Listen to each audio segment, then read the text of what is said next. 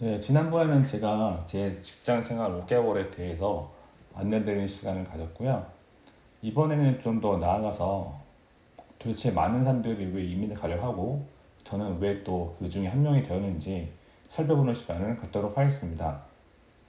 최근에 아시는 것처럼 그 제2동포청이라는 정보기관이 생겼죠. 예, 윤석열 대통령의 공약이었기 때문에 생긴 기관인데 그 홈페이지를 가보니까 이런 통계가 나와 있어요. 2021년 제2동포 현황이라고 있는데 이 매년 2년마다 조사를 했나 봅니다. 2015, 2017, 2019, 2021년 그리고 총 4개년도가 비교가 되고 있는데 이 코로나 때문에 2020년 이후에 당연히 해외에 가기가 어렵기 때문에 줄어들었을 거라고, 그러니까 상대적으로 2021년 숫자는 2019년에 비해서 줄어들었을 거라고 생각할 수가 있는데 특이한 점이 한 게 있었습니다.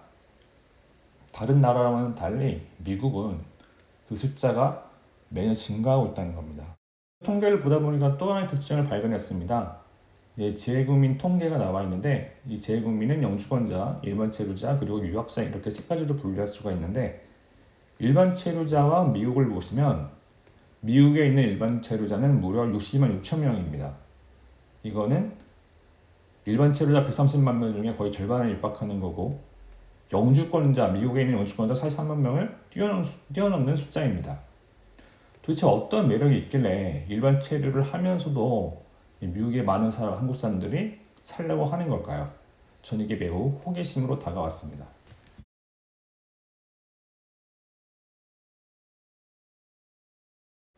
도대체 한국 사람들은 영주권이 없어도 왜 미국에 굳이 살려고 하는 것일까요? 저는 이게 궁금해서 한번 조사를 해봤습니다. 제가 직접 조사를 한 건 아니고 당연히 이민 회사에서 국민이주라는 이민 회사에서 지난 300명을 대상으로 설문조사한 결과를 제가 살펴봤는데요. 네, 그 결과를 보시면 자녀 교육이 28%, 해외 진출하게 된 이유가 자녀 교육이 28%, 자녀 취업이 10%, 이것도 결국 자녀라고 할 수 있는데 증여 또는 상속을 위한 세금 혜택이 있어서가 16%, 즉 총 54% 정도가 자녀 때문에 미국으로 가려고 하는 것으로 나타났습니다. 즉 자신의 꿈이나 행복을 위해 떠나는 게 아니라 오직 자식의 성공이나 발전 그리고 자녀의 행복을 위해서 간다는 게 참 제가 보기에는 서글펐습니다. 많은 한국 사람들이 자녀 교육 때문에 미국에 간다고 합니다. 그 이유는 바로 너무나 잘 아시겠지만 미국에는 유명한 대학들이 많기 때문이죠. 최근에 6월 28일 날 발표한 QS 세계 대학 순위에 따르면 탑 20 중에 절반이 미국에 있습니다. 이 조사를 잠시 소개해드리면 이것은 미국에서 한 것이 아니라 영국에서 실시한 거고요. 영국 중심의 대학을 평가 자체로 놓고 세계 상위 100대를 선정한 겁니다. 이와 같이 연구를 잘하는 대학을 중심으로 세계 100대 대학이 선정된 것과는 다르게 한국에서는 지금 의대 열풍으로 몸살을 앓고 있죠. 참으로 안타깝습니다. 저뿐만 아니라 많은 분들이 동의를 하실 것 같긴 한데 연구 중심이 없는 대학은 미래가 없다고 저는 생각합니다. 그리고 왜 부모가 자녀의 꿈을 좌지우지하면서 개입해야 되는지는 정말 100% 저는 이해가 안 됩니다. 저처럼 많은 한국 사람들이 한국 교육 시스템에 불만을 품고 있어서 미국에 가려고 하는 것 같습니다. 하지만 저 역시 오직 자녀 교육을 목적으로 이민을 갔을까요? 그거는 아닙니다. 제가 한국을 떠나게 된 이유 중에 가장 근본적인 원인은 제 자신의 성향이 한국이 갖고 있는 기본적인 문화와 잘 안 맞는다고 생각했기 때문입니다. 한국은 경제 발전을 하기 위해서는 있는 수단을 가리지 않고 뭐든지 했어야 되는 시기가 있었습니다. 그에 따라서 나라의 급격한 성장을 위해서 개개인은 희생할 수밖에 없었죠. 개개인의 가치가 중시되지 않는 나라다 보니까 누군가 시키면 다 같이 해야 되고 회식을 하고 점심도 같이 나가서 먹고 뭔가 집단적으로 하지 않으면 도태가 되거나 왕따가 될 수밖에 없는 그 환경이 어떤 사람들한테는 행복할 수 있겠지만 저와 같은 사람에게는 스트레스 그 자체였습니다. 좀 오래된 TV쇼이긴 한데 알쓸신잡이라고 있었죠. 거기에 유시민 씨가 나와서 이런 얘기를 한 적이 있습니다. 우리는 너무나 많은 공동체를 갖고 있다. 그리고 뭘 하면 꼭 동호회가 만들어진다. 내 삶을 설계하고 싶은데 관계망을 보면 우리나라는 개인을 너무 무시한다. 개인을 존중하지 않는다. 개인이 관계망을 벗어나면 인정을 못 받는다. 그리고 우리는 그런 걸 괴롭다라고 느낀다. 이 이야기에 저는 상당히 많은 공감을 했고 아직까지도 그 문화가 이어지고 있다고 생각을 해서 이민을 결심하게 되었습니다. 제가 이민을 간 두 번째 이유는 앞서 말씀드린 거와 일맥상통할 수가 있겠는데 결국 저는 행복하지 않았습니다. 문제는 저만 이렇게 느끼는 것이 아니라 많은 한국 사람들이 자기의 삶이 행복하지 않다고 이야기를 종종 합니다. 왜 그럴까요? 많은 이유가 있겠지만 전 세 가지로 요약하고 싶습니다.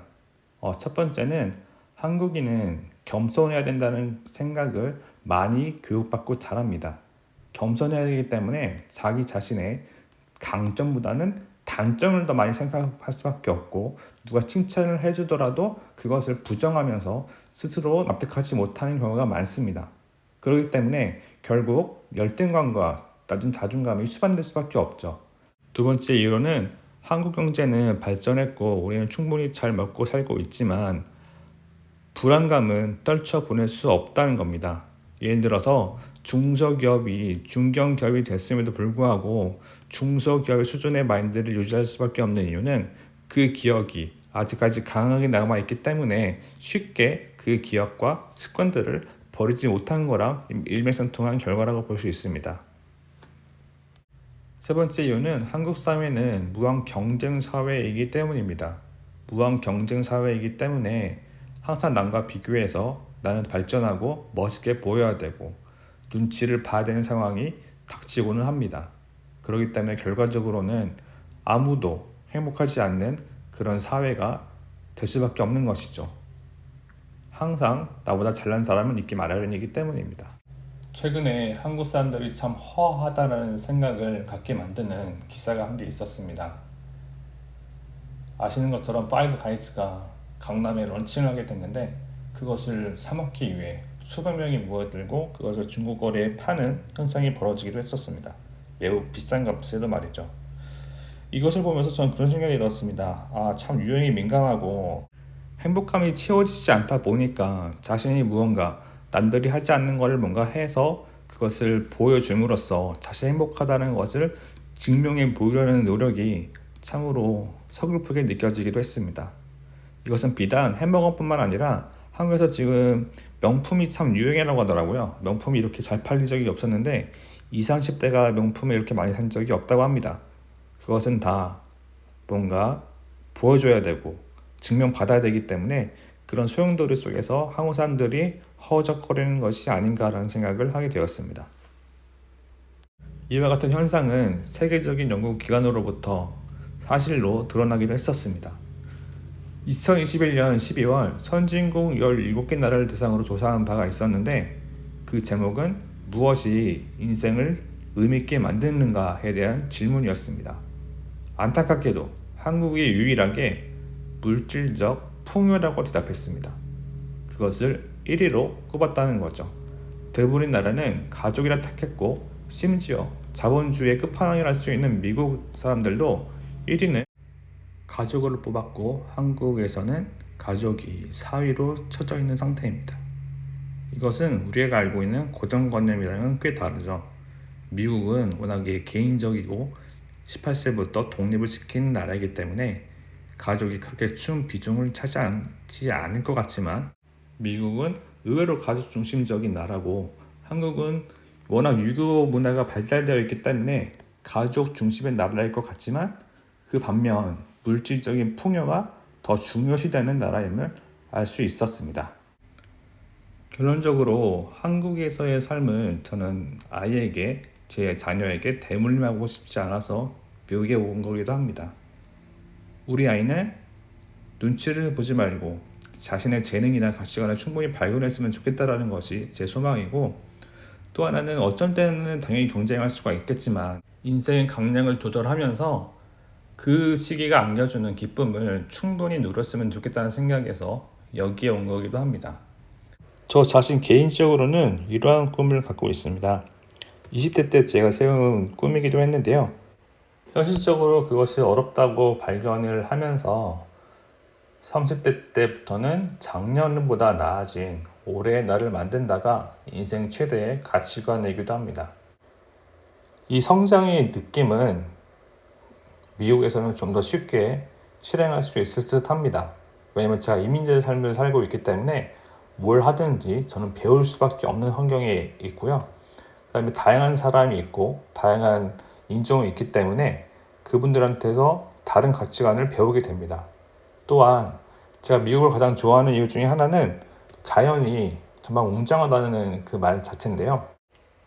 인생을 살다 보면 때로는 위기가 닥쳐올 수 있고 우울한 감정이 치솟을 때도 있습니다. 하지만 그럴 때마다 위대한 자연을 바라보면서 충분히 쉬면 다시 힘을 얻고 나아갈 수 있는 용기가 생길 거라 생각합니다. 지금 용기가 생기고 있는 상황이고요. 저는 대학생 때부터 언젠가 반드시 해외에 나가서 살고 싶다라는 생각을 하면서 살아왔습니다.